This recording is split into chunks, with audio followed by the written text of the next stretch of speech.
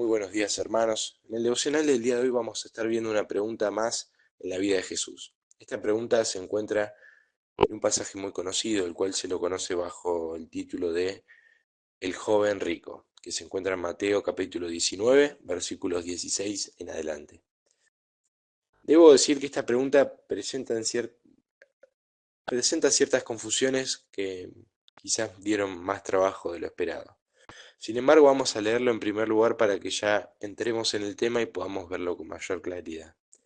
Dice Mateo 19, versículo 16, Entonces vino uno y le dijo, Maestro bueno, ¿qué bien haré para tener la vida eterna? Él le dijo, ¿por qué me llamas bueno? Ninguno hay bueno sino uno, Dios. Mas si quieres entrar en la vida, guarda los mandamientos. Le dijo, ¿cuáles? Y Jesús dijo, no matarás, no adulterarás, no hurtarás, no dirás falso testimonio. Honra a tu padre y a tu madre, y amarás a tu prójimo como a ti mismo. El joven le dijo, todo esto lo he guardado desde mi juventud. ¿Qué más me falta? Y Jesús le dijo, si quieres ser perfecto, anda, vende lo que tienes y dalo a los pobres, y tendrás tesoro en el cielo, y ven y sígueme. Oyendo el joven esta palabra se fue triste porque tenía muchas posesiones. Vamos a leer hasta ahí. La pregunta que toca el día de hoy es la pregunta del versículo 17 que dice, ¿por qué me llamas bueno? Y fue una pregunta que necesita ser tratada con cuidado, ya que hay otras versiones que interpretan este pasaje de distintas formas. Si leemos, por ejemplo, la Biblia de las Américas, la NBI o bastantes otras versiones, vamos a ver que dicen algo así, lo voy a leer en la Biblia de las Américas, el versículo 16 empezaría, y aquí se le acercó uno y dijo, Maestro, ¿qué bien haré para obtener la vida eterna? Y él le dijo, ¿por qué me preguntas acerca de lo bueno? Solo uno es bueno. Fijémonos que la pregunta del joven es otra, y la pregunta de Jesús es también otra. El joven ya no se acerca diciéndole maestro bueno, sino que simplemente le dice maestro. Y Jesús ya no le dice ¿por qué me llamas bueno? Sino que le dice ¿por qué me preguntas acerca de lo bueno? Lo cual es totalmente distinto, ya que en el primero el objeto es Cristo, el que es bueno es Cristo, mientras que en el segundo supuesto el objeto son las cosas que hay que hacer. Lo bueno son las cosas que hay que hacer.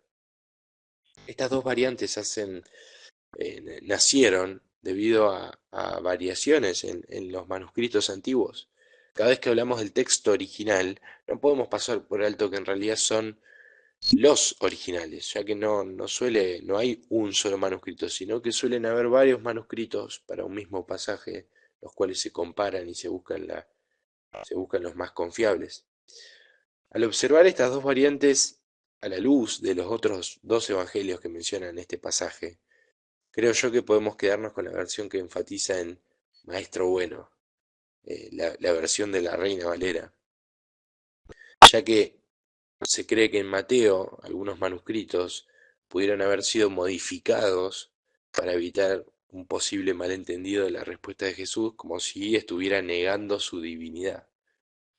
Pero eso lo vamos a ver adelante. Más allá de esto y habiendo hecho la necesaria explicación, ahora sí volvamos a la pregunta de Cristo.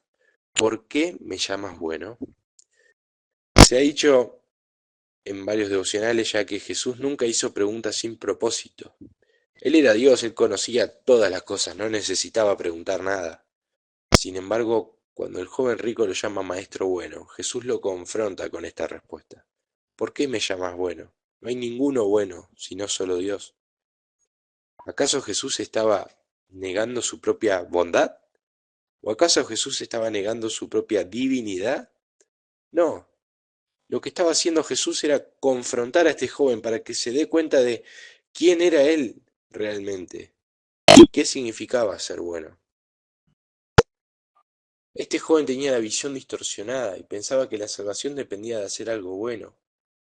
Su pregunta tenía un enfoque en sus propias obras, su pregunta tenía egoísmo, su pregunta implicaba que él pensaba o se pensaba lo suficientemente bueno como para merecer la salvación. Jesús lo confronta con la realidad. Solo Dios es verdaderamente bueno. Jesús no estaba negando su divinidad, sino que estaba guiando a este joven a que lo reconozca. Si solo Dios es bueno y Jesús es el maestro bueno que él mencionó, el mismo joven le dijo maestro bueno, entonces no queda mucha más discusión. Jesús le estaba respondiendo su pregunta de qué puedo hacer para tener la vida eterna, pero de forma un poquito más rebuscada para que lo pueda pensar y lo pueda entender.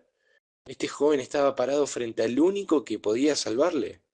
El joven debía entender que su única esperanza no era su moralidad, no eran las buenas obras. Su pregunta estuvo mal enfocada. El único que podía salvarle, su única esperanza, era Jesús mismo. Pero vemos que al final este joven no estaba dispuesto a seguir a aquel quien era el único bueno.